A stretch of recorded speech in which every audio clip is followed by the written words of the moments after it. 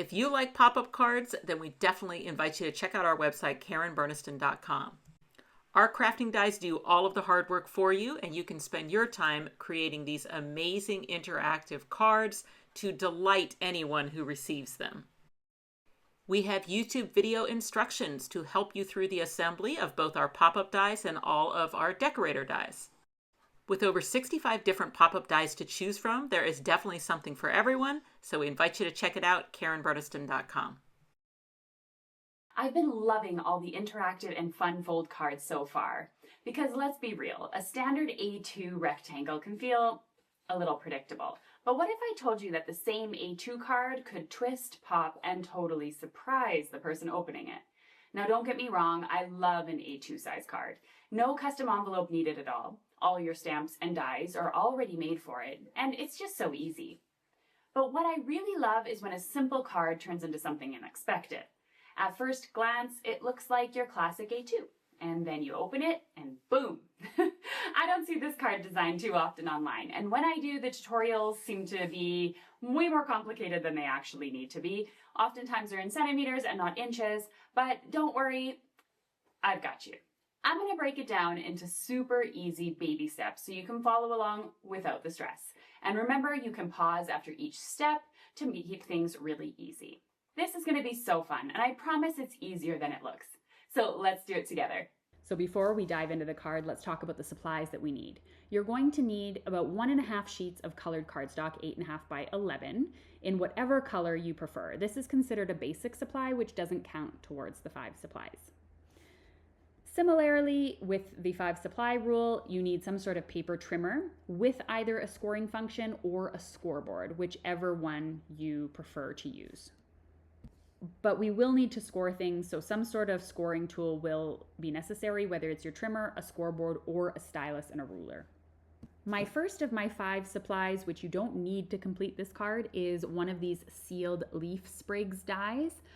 There's a whole bunch of them in the sealed line from Spellbinders that are different sort of sprigs, flowers, little wheat, things like that. I use them to decorate the inside of the card. As I said, not necessary. You can decorate with things like photographs, pattern paper, or other die cuts.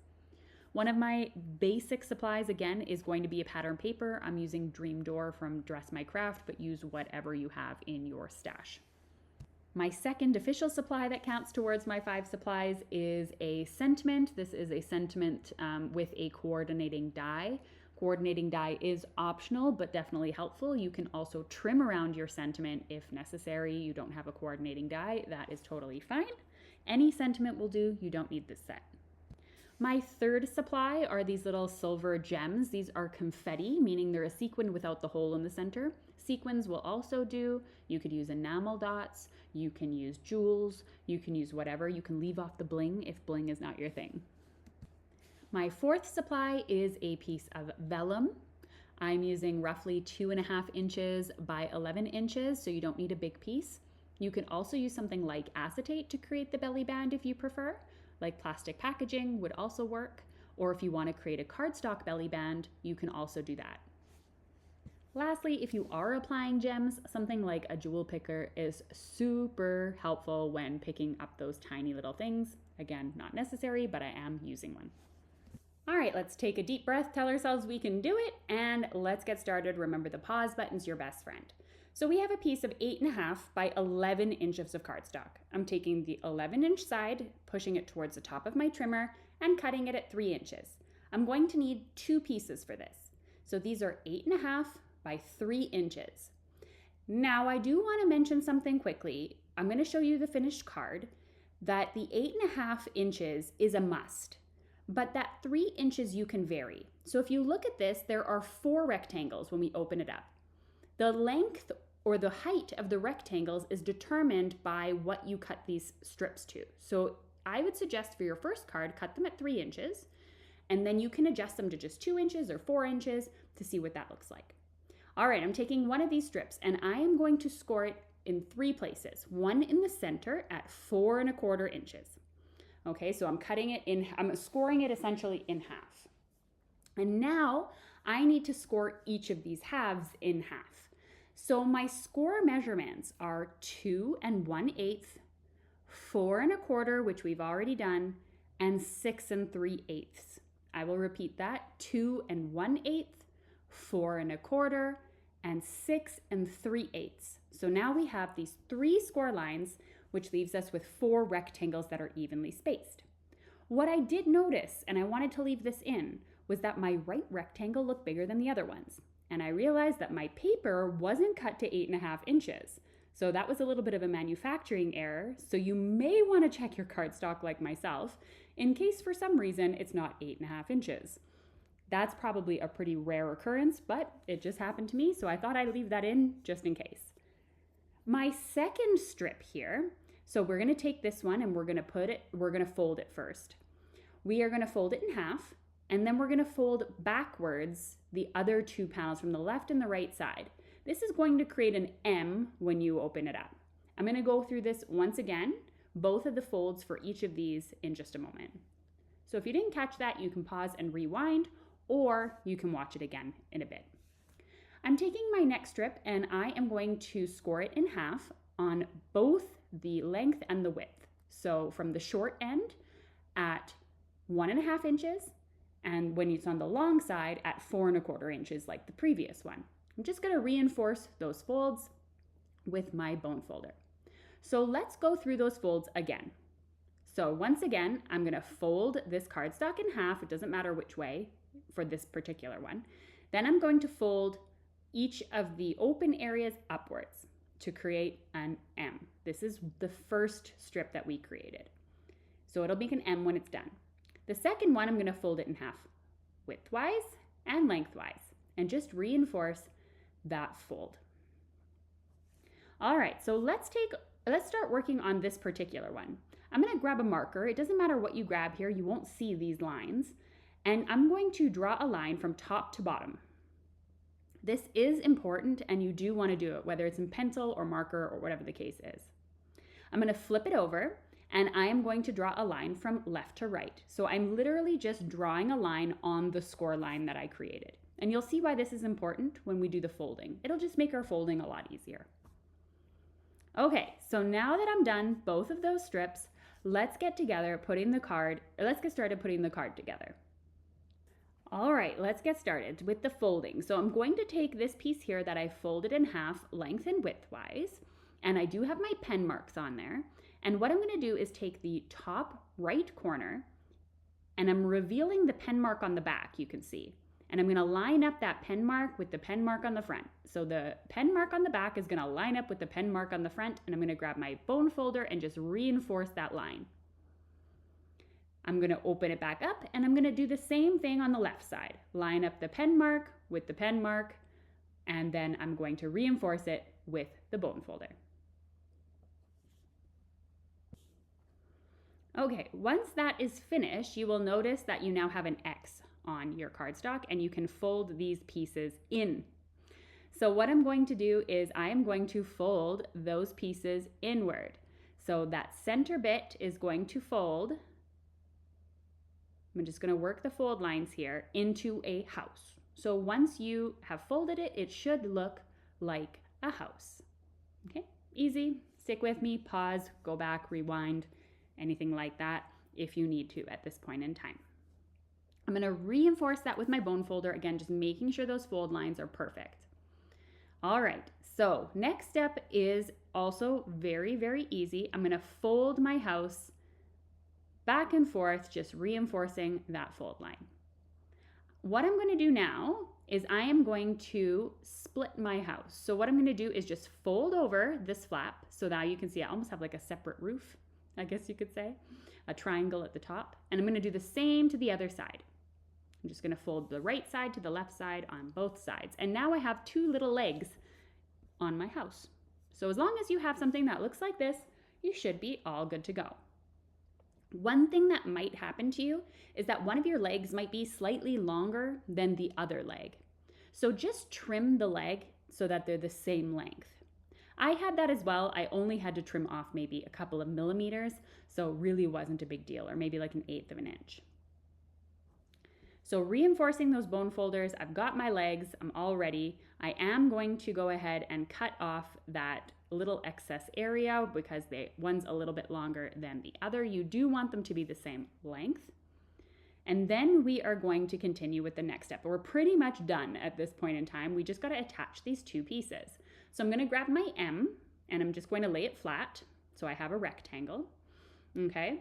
And what I'm going to do is I am going to place this M, this rectangle here, onto the right leg of my house. And I'm going to take the left leg and just place it over top. So I'm just kind of sticking it between its legs, not meaning to sound dirty in any way, shape, or form.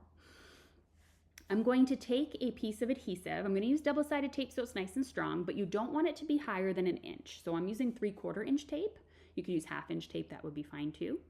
And I'm just going to make sure it's completely on the leg, it's not hanging off the edge or anything like that. And I'm going to remove the backing of the adhesive and I'm going to stick my rectangle on top. Okay? And we're going to do the exact same thing to the other side. So what I like to do in order to ensure that my adhesive is super strong and sticky is I will take my bone folder or my finger and just rub against it. It heats up the glue, adheres it, makes the bond stronger. Now I'm going to flip it over and I'm going to do the exact same thing to the other side. So you can see here, that's adhered. This side isn't, so I'm just going to do the exact same thing. So you're just gluing it on the right side each time. You just need to flip it over. Okay, so same idea, just adhering this down, and the mechanism is done at this point. All we need to do is glue it into our card and we are all finished. So you can see you have the left leg kind of on top of the rectangle, regardless of which way you flip your mechanism. So it doesn't really matter. There's no front and back to this mechanism because they're both the same on each side. That's the nice part too. Okay, so now that we're ready, I am going to place glue all over this triangle. We don't want it to hang off the triangle in any way. We want to glue on the triangle. So whether you use tape or a really strong liquid glue, it's up to you. I prefer double-sided tape for anything that is interactive because it's just stronger. And just ignore that piece of cardstock underneath. That's just my card base, but I'll show you how to make the card base in a second. So just making sure I add glue to that whole triangle to make it really, really strong. I just set that off to the side for a second because I need to make my card base. So what I'm going to do is grab my paper trimmer and we're going to make a top folding card for this. You can make a side folding card, but it's going to then make it a horizontal card, like a landscape card versus a vertical card. And so this is why I am using the top folding card. So I am cutting this down to 4 1/4 by 11 inches and then scoring it at 5 1/2 inches. So 4 1/4 by 11, score it at 5 1/2 inches on the long side, and you've got yourself a top folding card base. Okay, so now all we're gonna do is stick that mechanism, the glued side, we're going to stick that against the fold. So we want this on the fold line and in the center of our card. Okay, so we're going to place that here. And then we're going to push down. I'm going to fold over top to make sure that the fold folds properly, or if I need to adjust it. And then I'm just going to burnish it down with my fingers again to just make sure it's adhered. I am now going to place glue or double-sided tape on this rectangle so that it adheres to both the top and the bottom of the card. You want to do this part obviously at this point in time and not beforehand, because obviously then it would stick and be an issue. So just follow it in the steps that I'm doing, and now you have your mechanism. It opens and closes super easy like butter. I have no issue opening and closing this whatsoever. And now you have your mechanism, and I'm going to show you how to decorate your card with just pattern paper and a few basic things. So now that you see how the card opens and closes, this is once again that strip that we have. The strips that we have are 3 inches in height. If you wanted at the beginning to cut an 8 1/2 by 4 inches or 8 1/2 by 2 inches, you can do that and adjust the size of these rectangles. So if you wanted to make them squares, you could do that. It's completely up to you. Okay, so let's get started with decorating. Seriously, every time I create one of these, I just open and close it and have so much fun playing with it before I even decorate it. So if you want to decorate it, which obviously you probably do, I'm going to grab just some pattern paper. We've done all the hard work. We're going to keep things relatively simple for the rest of the card. And you will notice on the left, I have my card base, and you will notice that it doesn't completely close because there is that interactive component. So we're going to create a belly band for our card so that it stays nice and flat. So I cut my pattern paper from down to 4 1/4 by 5 1/2. I wanted it to cover the entire background of the card. And I'm also going to cut pattern paper from the same pattern paper pack to fit those rectangles. I'm cutting each one of these at 2 3/4 inches in height because it's 3 inches tall, so you have a nice quarter frame. And then I'm going to also cut them at 1 3/4 inches, and that roughly gives you a purple frame around each one of these. If you wanted to have them so that you cover the entire rectangle, then you would cut them at 3 inches high, and then you would cut them at, so you have 8 1/2 divided by 4, you would have to cut them at roughly 2 1/8 inch, which is why I decided to just keep them as, have that purple frame around them, because the measurements start to get very, very precise. So now I can go ahead and lay this flat, which is also really convenient when you're working on these cards. And I'm just going to glue all 4 of these pattern paper rectangles here in the center. So feel free to pause as I did that off screen. So now we have all 4 of our rectangles more or less decorated. We have our card front already cut, and you can see everything just opens and closes so smoothly. So I'm going to now put the pattern paper on the front of the card as well, and this card is coming together really nicely. Generally, when I create cards, I have one thing, whether it's a technique or maybe it's a fun fold or an interactive element, that takes the most time. And the rest of the choices for my card I like to make really easy. So if I have something complicated like this fold, which isn't complicated, it's just time consuming, then I will usually use something like pattern paper rather than stamp out a background myself and all those kinds of things. Now the thought for the inside, I do feel like the inside needs something. I thought maybe I'll put a white piece of cardstock here so I can write my message. How am I going to decorate this card in particular? So I did end up just deciding to grab a strip of the pattern paper that I had left over from cutting and add that to the bottom just to make it a little bit more decorative. It felt like it needed something. Next up, let's create the belly band, because we do want the card to be able to kind of lay flat or get put into an envelope easily. So what I'm going to do is I'm going to cut a piece of vellum, and I'm going to cut it at 2 1/2 inches roughly. And then I'm going to not cut the length at all. I'm going to leave it as is, and I'm going to wrap it around my card first to see what the length needs to be. So and this way you don't have to make any precise measurements for the belly band. So what I did was I placed my card on top of the vellum, and then I fold over the vellum, making sure that it lines up nicely. And then I can kind of have an idea of where I need to glue. I could just keep it at the 11 inches and put a nice thick piece of adhesive, and that's totally fine. This goes on the back of the card anyway, the belly band, the back of the belly band. Or you can simply put a strip of double-sided adhesive where the 2 pieces of vellum meet, and then just trim off any excess paper that you don't want, or vellum. Let's put a piece of 3/4 inch tape here, nice and strong. I like to have a nice thick big piece here. And then I'm going to simply fold the vellum over top. So here I'm not telling you where to score or anything like that. That depends on the thickness of your card, the thickness of your pattern paper, all those things. You do not want to have it extremely tight. You want to be able to slide it on and off your card, but you do want it snug enough that it doesn't just fall off, right? So I can see here, it really nicely just comes on and off. And then I can go in and I can reinforce those folds. But when I did that, I don't recommend it. It could crack your vellum, so you might as well just leave it as is. But it is fine if you go ahead and reinforce it. If it does crack, just make yourself a new belly band. If it doesn't crack, then cool. I didn't have to trim this, but I did try to trim it nice and straight. But as I said, you can leave it and just put another piece of adhesive down. I think that's probably your best bet so it doesn't get screwed up. All right, so now we have the belly band. I like belly bands in vellum.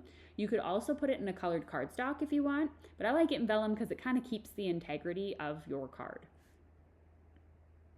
Now, up until this point in time, I've used a paper trimmer with a scoring tool or a scoreboard, whichever one you have, and paper up at this point in time. So you should have all the supplies that you need. So at this point, this is where kind of my 5 supplies start to accumulate. So I decided to use a stamp that has a coordinating die. This is a sentiment stamp. You can use any sentiment stamp that has a coordinating die from your stash. If you don't have sentiments with coordinating dies, you can stamp directly on top of your pattern paper, or you can stamp on top of vellum. But if you stamp on top of vellum, I do suggest using a stamping tool because stamping on vellum can be kind of slippery, and you have to use StazOn ink in order to stamp on vellum because that's a very permanent ink that can go on a non-porous surface. And so I stamped here Beyond Happy. I wasn't too happy with my first ink pad, so I switched ink pads and I put Beyond Happy for You as my stamp. And I like to stamp out these things a couple of times just in case I screw up the die cutting. That way I don't have to go back and restamp again because I am terrible at lining up dies. I'm going to send this through my die cutting machine. And like I said, use any sentiment you like, any stamped sentiment, or you could even use a word die. It doesn't matter what you use or what occasion you make this card for, as it is your creation. And now I have a sentiment and I'm going to place it more than likely on top of the belly band. Because my belly band is quite thick, I decided not to decorate anything beyond the pattern paper on the front of my card. I decided to save it for the belly band. I'm going to grab a whole bunch of these strips of pattern paper and see if I can kind of put something together that looks really nice for the card. So I experimented with different things, grabbing a thick piece, grabbing a thin strip, grabbing maybe some black cardstock. And then I decided to just grab some smaller strips of cardstock here and just line them up with the right side of the vellum and just overlap them just to create some dimension, help the die cut really stand out from the pattern paper background. And at this point it's just a preference on how you want your card to look. I think a black piece of cardstock would look really nice as well, or a white piece of cardstock. It's completely up to you. And you can use regular liquid glue on vellum. The only thing is you do need to let it sit for about a full minute or two for it to adhere properly, and I generally recommend putting something heavy on top to help that process. Again, you can use double-sided adhesive if you prefer and you don't want to have that waiting time. You can work with the vellum or the belly band on your card or off your card, whichever you prefer, it doesn't matter. So let's slide my belly band on top of my card and then you can see exactly what it looks like. I don't think it distracts from the pattern paper. I think it accentuates it, and I think overall this card is very elegant and pretty and allows pattern paper to shine. And we probably have more than enough pretty pattern paper out there, so get it out and let's use it. Feel free to add sparkle or embellish your cardstock as you like. I added some little silver confetti here, just using a jewel picker to pick that up, but you could use your fingers as well. It's just more finicky. So I'm just trying to stay within my 5 supply limit. All right, let's take a close-up look at our card. So here's the belly band. You slide it off, and then you can open up the card, and there's something missing. I feel like it needs something on the inside. What do you think? So I went in with these little flower dies. These are a staple in my crafting. They are from Spellbinders. They have these really long stems that you can trim off, and I use these all the time for any sort of die cuts that I might want to use or any sort of collages or things like that. I'm going to die cut a whole bunch of them. They're all from one set, the ones that I'm using, but there are several sets available if that makes sense. But I use just one set so I can stay within my 5 supply limit. So this is a totally optional step. I'm going in and just adding some white die cuts to each of the panels. Some other additional ideas that you could use is you could create this as a very personalized card. If you have pictures of your kids, your grandkids, your dog, anything like that, you could add photographs to your rectangles. That would look really fantastic. You could add stamped images, critters, layered die cut flowers. As long as they stay within the size of the rectangle, you can really add whatever you like to this. I laid down a whole bunch of these white little die cuts, and they also have little flowers, so I was able to incorporate that purple color back in from the card base itself and to help tie in the frames of the rectangles. I did trim all of the flowers once again so that they would fit within the rectangles, so anything that was hanging off the bottom, I just trimmed them with some scissors, and you can go nuts with these as much as you want. I'm really looking forward to seeing in the Facebook group what you create with one of these twist cards. I think they're absolutely so fun to make, really quite easy, even though they look super complex. And you can just have a ball decorating these things. They're so much fun. So I can't wait to see what you put on the inside, whether it's die cuts, photographs, anything like that. These are going to look fantastic, and I know you can do it. So now I think I'm done being finicky. Let's zoom in here and take a look at the card. How gorgeous is this card and the pattern paper and everything? I think it's absolutely fantastic. So I'm going to slide this off the card. You got the twist and pop, all these beautiful die cut flowers, just handwrite a message and you are all set. So much fun. Now that you've mastered the twist and pop card, let's talk about what's next. If you love creating this fun interactive design, you're going to love what I have in my VIP program. Inside my VIP program, you'll get exclusive card making tutorials, live classes, and advanced techniques and time-saving tips that you won't find anywhere else. Whether you're looking to level up your cards, refine your design, or just enjoy more creative inspiration, VIP members get access to my best ideas. The Technique Resource Binder, for example, which teaches 175 card making techniques, or 34 cards, one stamp, which takes you through creating with an entire paper pack from start to finish to create 34 beautiful cards. So if you're ready to take your card making skills to the next level, learn a lot more about the design process rather than product pushing, and get access to an amazing library of past classes, exclusive videos, and courses, check out the VIP program at justinehovey.com/membership.